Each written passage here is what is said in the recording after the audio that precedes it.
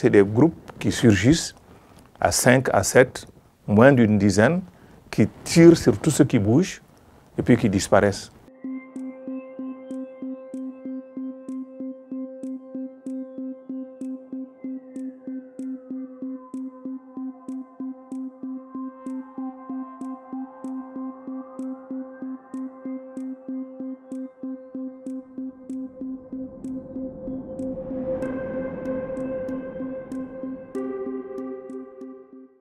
C'est des conflits traditionnels entre éleveurs, que sont les Peuls, et agriculteurs, que sont les Dogons. Il y avait un cadre de gestion traditionnel qu'à l'époque on avait trouvé et qui arrivait à apaiser, à déterminer des couloirs de passage, des périodes de passage, des temps de passage, et les animaux pouvaient séjourner donc dans les champs, par exemple, des agriculteurs après les récoltes, et ça permettait aussi de fertiliser les sols.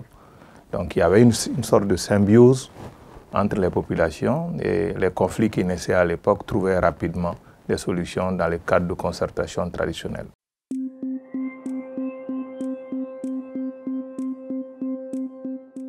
Aujourd'hui, on a du mal à comprendre comment des communautés qui ont vécu des siècles ensemble se mettent à s'entretuer brutalement. Alors qu'apparemment, quand on regarde, ce n'est pas lié à des problèmes de conflit de pâturage, par exemple, ce n'est pas le cas. Donc simplement, il y a brusquement une flambée ethnique, une crise identitaire en quelque sorte qui font que les Dogons se différencient des Peuls, les Peuls se différencient des Dogons. Quand il y a eu des attaques, on a supposé que ça ne pouvait venir, en ce qui concerne les Peuls, que des Dogons. Et du côté aussi des Dogons, on a pensé que ça ne pouvait venir que des Peuls. Donc il y a eu un enchaînement infernal, des cycles de vendetta de part et d'autre. Quand des Dogons attaquent, c'est des Peuls qui attaquent. Donc le réflexe communautaire a amené chaque communauté à créer ses milices. Et c'est cela qui a amené l'embrasement.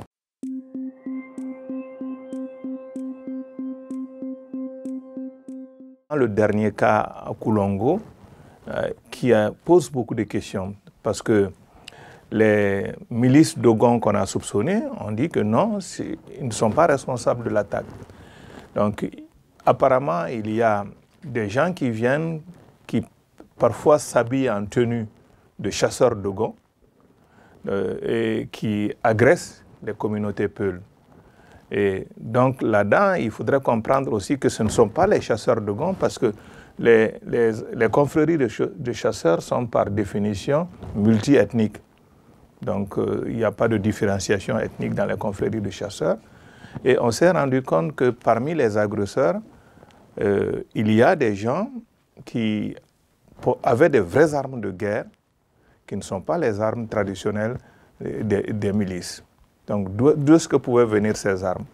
On a constaté aussi que certains agresseurs avaient un certain langage qui n'était pas la langue du milieu. Au niveau des autorités, on avait pensé que c'était des groupes terroristes. Mais il n'y a pas de raison que, par exemple, des gens appartenant au regroupement de Amadou Koufa, qui est Peul, viennent égorger aussi des Peuls avec une telle sauvagerie. Dans la mesure où ce n'est pas Amadou Koufa, on exclut cette hypothèse. On a exclu aussi l'hypothèse des milices Dogons. Donc dans ce cas-là, d'où peuvent venir ces agresseurs? Il y a le même phénomène qu'on constate de l'autre côté de la frontière, en territoire burkinabé, où ce sont les mêmes modes opératoires. C'est des groupes qui surgissent à 5, à 7, moins d'une dizaine, qui tirent sur tout ce qui bouge et puis qui disparaissent. C'est ce qui amène les chercheurs à se dire, est-ce qu'il n'y a pas un processus en cours qui fait appel à des mercenaires qui viennent de plus loin, du territoire ivoirien, selon certaines hypothèses, qui serait en quelque sorte un foyer de l'ancienne rébellion que la Côte d'Ivoire a connue dans le temps, ce vivier dans lequel on puiserait pour des entreprises de déstabilisation. Au niveau burkinabé, généralement, les autorités et les chercheurs pensent que c'est des groupes liés donc, à Blaise Compaoré, qui essaient de déstabiliser l'État burkinabé. Bon, et donc ces groupes-là vont plus loin, pénètrent en territoire malien et commettent certaines exactions. Donc on se pose beaucoup de questions, mais pour l'instant, chacun observe.